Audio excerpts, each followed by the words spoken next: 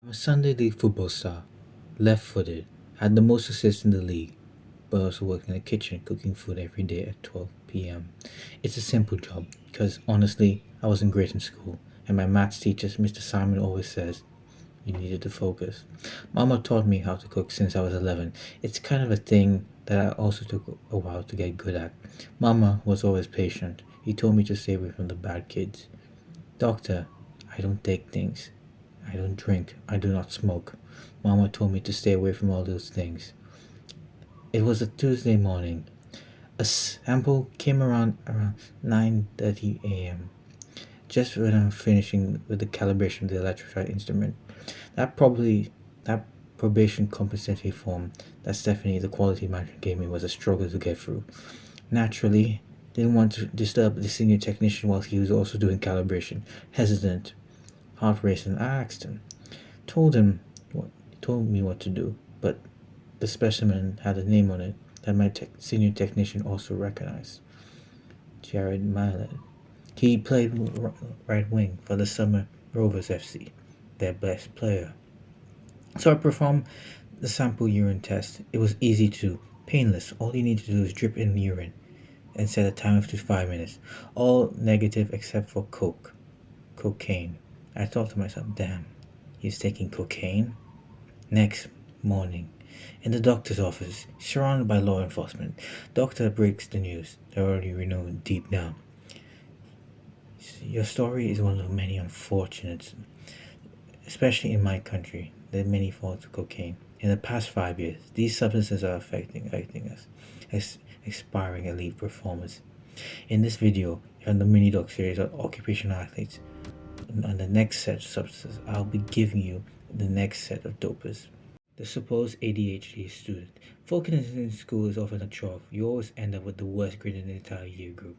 There's always times where drill rap music eases the pain of ADHD, making you want to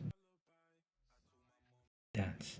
The pressure of exams. Your parents pushing you so hard. You worry at night. Resorted to taking that sleazy kid about backing some stuff. He gives you some street source amphetamines. You feel horrible, with mixed feelings. The whole ordeal and the consequences that come from it. Stimulants like amphetamines once act on the central nervous system, especially a student with ADHD. It changes the hormonal balance of norepinephrine, serotonin, and dopamine, which leads to mood changes. If you look molecularly, amphetamines, it simply competes with the normal brain neurotransmitter, attaching itself to receptors. Now you're able to focus on match day or that exam you needed to pass. That leaves your pharmacist, especially your ADHD diagnosis, leading to horrible consequences. The beach red nosed snorter. The surfer bro that had a normal beach life in Miami unfortunately came in contact with cocaine at a young age.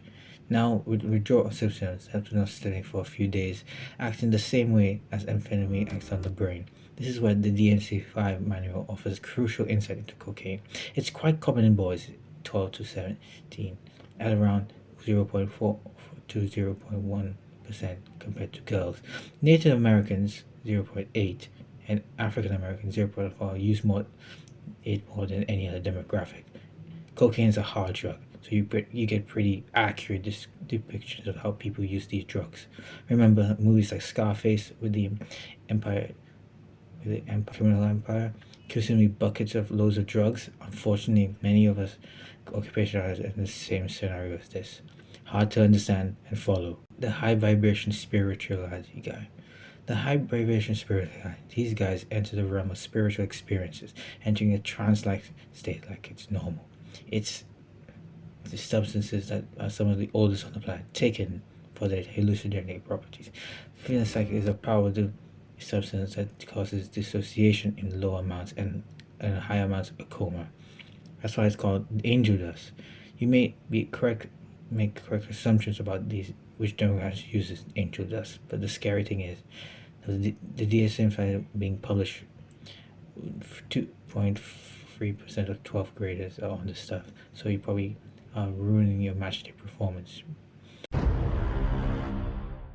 Slightly enhanced gym rat. a lover of working out, but for the moment you didn't see any gains for the past 6 months in the gym. Barring the body dysmorphia and the general internal insecurity, you're struggling from demanding parents. Turn to the gym to first build yourself up. But you plateaued and you chose to turn to steroid for that extra boost. Occupational athletes. We have a training regimen we use to improve our match day performance, a cornerstone of every elite performance schedule, along with recovery. But unfortunately, it's hard to get through the thoughts of performance enhancing drugs. Steroids or other performance enhancing drugs like synthetic erythropoietin is classified in the DSM 5 manual as other unknown substances, along with stuff like laughing gas. Usually, they come with symptoms that usually well, the desire to inject more or keep injecting, or you lose it, and emotional instability from unnatural amounts. These substances have a severe effect on the population. In my country, cases stimulates like cocaine destroys someone I knew. It still pains me to this day. If we look at the statistics, the World Health Organization estimates 296 million 15 to 64-year-olds are on what the WHO has defined as psychoactive drugs. It saddens me how occupational athletes fall prey to their environment or their internal hardships. A horrible moral conjunction what is falling at the acts of these drugs is wrong on the individual, but also as a society we have to help them. Unfortunately, society is unable to move forward without these fellow teammates' aid. These substances are oftentimes a menace to society. They ruin genuine good lives, forcing their hand.